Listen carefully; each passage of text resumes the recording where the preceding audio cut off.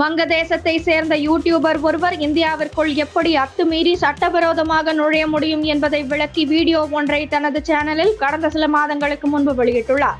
இந்திய எல்லையில் உள்ள வங்கதேசத்தின் சுனம்கஞ்ச் மாவட்டத்தில் இந்த வீடியோ எடுக்கப்பட்டுள்ளது. அதில் வங்கதேசத்தில் இருந்து இந்தியாவுக்குள் நுழைய மக்களுக்கு எந்த ஆவணங்களும், விசாவும் அல்லது பாஸ்போர்ட்டும் தேவையில்லை. இந்தியாவிற்கு செல்லும் பாதையை காட்டி இதன் வழியாக சென்றால் BSF வீரர்களிடம் மாட்டிக்கொண்டு பின்விளைவுகளை சந்திக்க வேண்டியிருக்கும் என கூறினார். மேலும் BSF முகாம்களை காட்டியதுடன் சட்டவிரோதமாக இந்தியாவிற்குள் நுழைவதற்கான வழி என சில சுரங்க பாதைகளை எடுத்து காட்டியுள்ளார். இந்த வழியாக சென்று நாட்டின் நற்பெயரை கெடுக்க வேண்டாம் என வங்கதேசத்தவர்களுக்கு எச்சரிக்கை விடுத்துள்ளார். தற்போது அந்த வீடியோ சமூக வலைதளங்களில் வேகமாக பரவி வருகிறது. எல்லை பாதுகாப்பு படை தூங்குகிறதா? ஒரு யூடியூபருக்கு வழி தெரிந்தால் அனைவருக்கும் தெரிந்திருக்க வாய்ப்புள்ளது. இவ்வளவு காலம் எல்லை பாதுகாப்பு படை என்ன செய்து கொண்டிருக்கிறது என இந்திய நெட்டிசன்கள் கொந்தளித்துள்ளனர்.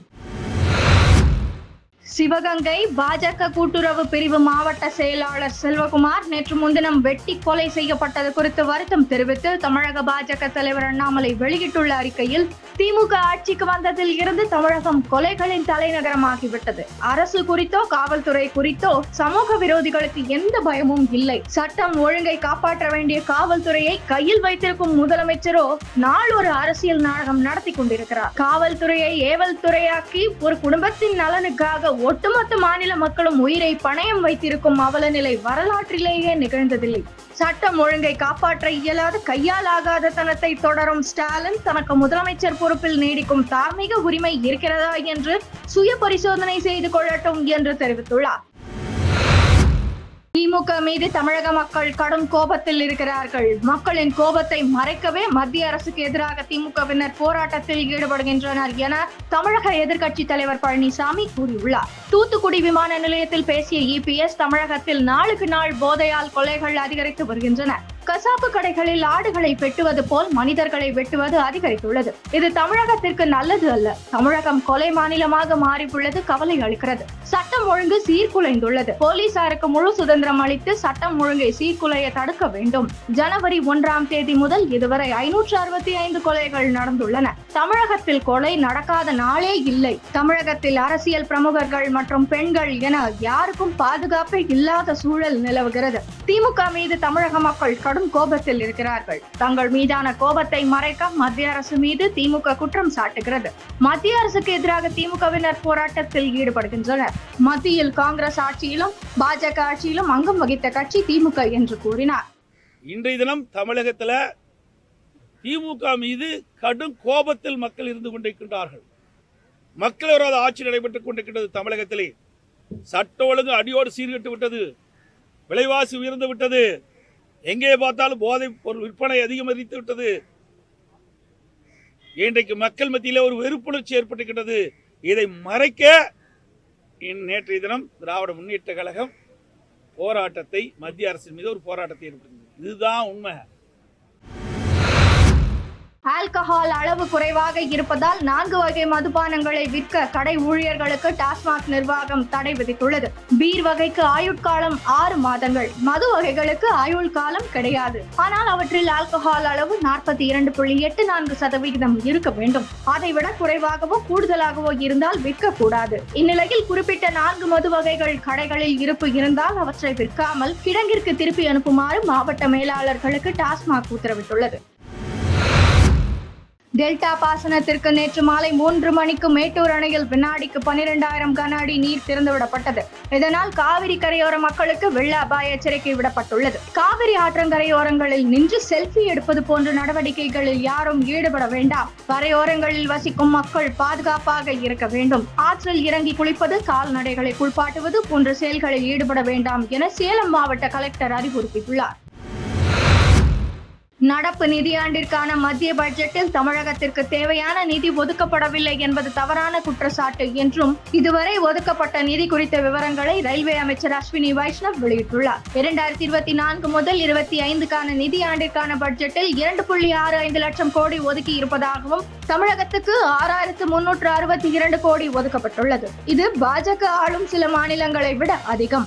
தமிழகத்தை விட பல மாநிலங்களுக்கு குறைவான நிதி ஒதுக்கப்பட்டுள்ளது. தமிழகத்தில் 3,000 1000 கிலோமீட்டர் தொலைவு பாதை அமைக்க சர்வே செய்யப்பட்டது. இது இன்னும் செயல்படுத்த முடியாமல் உள்ளது. 2759 ஹெக்டேர் நிலம் தேவைப்படுகிறது என தென்னக ரயில்வே கேட்டுக்கொண்டது. ஆனால் தமிழக அரசு தற்போது 807 ஹெக்டேர் நிலம் மட்டுமே ஒதுக்கியுள்ளதாக பதிலடி கொடுத்துள்ளார். மனதின் குரல் நிகழ்ச்சியில் ரேடியோ மூலம் மக்களுக்கு உரை வழங்கிய பிரதமர் மோடி, போதைப் பொருள் பிடியில் சிக்கியவர்களுக்கு உதவ மனஸ் என்ற சிறப்பு மையத்தை மத்திய அரசு திறந்து வைத்துள்ளதாகவும், இலவச தொலைபேசி எண் 1933 தொடர்பு கொண்டு மக்கள் தேவையான ஆலோசனையை பெறலாம் எனவும் தெரிவித்துள்ளார். மேலும் ஆகஸ்ட் 7ஆம் தேதி தேசிய கைத்தறி தினம் கொண்டாடப்படுகிறது. இன்றைய தினம் கைத்தறி தயாரிப்புகள் மக்கள் மனதில் நீங்கா இடம் பிடித்துள்ளது. அதன் வெற்றியை காட்டுகிறது. முதல் முறையாக காதி பொருள் விற்பனை ரூபாய் 1.5 லட்சம் கோடியை தாண்டியது என்று தெரிவித்தார். ஆகஸ்ட் 15 அன்று கடந்த ஆண்டை போல் இந்த ஆண்டும் தேசிய கொடியுடன் செல்ஃபி எடுத்து சமூக வலைதளங்கள் மற்றும் ஹர் ஹர் திரங்கா இணையத்தில் பதிவேற்றம் செய்யவும் என்று பிரதமர் மோடி வேண்டுகோள் விடுத்துள்ளார். கர்நாடகா மாநிலம் பெங்களூருவில் நடந்த நிகழ்ச்சியில் பேசிய உச்சநீதிமன்ற தலைமை நீதிபதி சந்திரசூட், விசாரணை நீதிமன்றங்களில் ஜாமீன் பெற வேண்டியவர்கள் அது கிடைக்காமல் போனால் அவர்கள் உயர்நீதிமன்றங்களை நாடுவார்கள். உயர்நீதிமன்றங்களில் ஜாமீன் கிடைக்கவில்லை என்றால் இதன் விளைவாக அவர்கள் உச்சநீதிமன்றத்தை நாட வேண்டியுள்ளது. இந்த தாமதம் மனுதாரர்கள் எதிர்கொள்ளும் பிரச்சனையை அதிகரிக்கிறது. ஜாமீன் மனுக்களின் விசாரணையின் போது நீதிபதிகள் பொது அறிவை பயன்படுத்த வேண்டும். ஒவ்வொரு வழக்கின் உண்மை தன்மையையும் அறிய பொது அறிவு தேவை. ஒவ்வொரு வழக்கின் நுணுக்கங்களையும் நீதிபதிகள் நன்கு ஆராய வேண்டும். எங்களுக்கு முன் வைக்கப்படும் மிகச்சிறிய வழக்குகளின் எண்ணிக்கை அதிகரித்துள்ளது. இதில் பெரும்பாலான வழக்குகள் உச்சநீதிமன்றத்திற்கு வரவேண்டியது அவசியம் இல்லாதது என்று கூறியுள்ளார். டோக்கியோவில் அமெரிக்க வெளியுறவுத்துறை அமைச்சர் ஆண்டனி பிளிங்கனை இந்திய வெளியுறவுத்துறை அமைச்சர் ஜெய்சங்கர் சந்தித்து பேசினார். இரு நாட்டு தலைவர்களும் பிராந்திய மற்றும் உலகளாவிய பிரச்சனைகள் குறித்து ஆலோசனை நடத்தினர். பின்னர் ஜப்பான் எடோகாவாவில் மகாத்மா காந்தியின் மார்பளவு சிலையை திறந்து வைத்த ஜெய்சங்கர், இயற்கையோடு ஒத்து வாழ்வது எப்படி என்பதை வலியுறுத்தியவர் காந்தி. அமைதி மற்றும் அகிம்சை பற்றிய காந்தியின் சிந்தனைகள் பெரியது. இன்று உலக நாடுகள் பல மோதல்களை எதிர்கொண்டு வருகிறது. டோக்கியோவில் இந்திய சமூகத்தினர் வசித்து வரும் பகுதியில் உள்ள பூங்காவிற்கு விரைவில் காந்தி பூங்கா என பெயரிடப்படும். மகாத்மா காந்தியின் சாதனைகள் மிக நீண்ட காலம் கடந்துவிட்டன. தற்போது அவை அதிக முக்கியத்துவம் பெறுகின்றன என்று தெரிவித்தார். பாரிஸ் ஒலிம்பிக் துப்பாக்கி சுடுதல் 10 மீட்டர் ஏர் பிஸ்டல் பிரிவில் இந்திய வீராங்கனை மனு பாகர் வெண்கலம் வென்றார். இது இந்தியாவுக்கு கிடைத்த முதல் வெண்கலம். முதல் பதக்கத்தை வென்ற மனு பாகருக்கு பிரதமர் மோடி வாழ்த்து தெரிவித்துள்ளார். हेलो नमस्ते सर। मनु नमस्ते, खूब खूब अभिनंदन, आपको बहुत बहुत बधाई। बहुत बहुत शुक्रिया सर, आप कैसे हैं? मैं बहुत बढ़िया से। आप तो ये तुम्हारी सफलता का खबर सुनने के बाद और उत्साह और आनंद में हूँ। जी।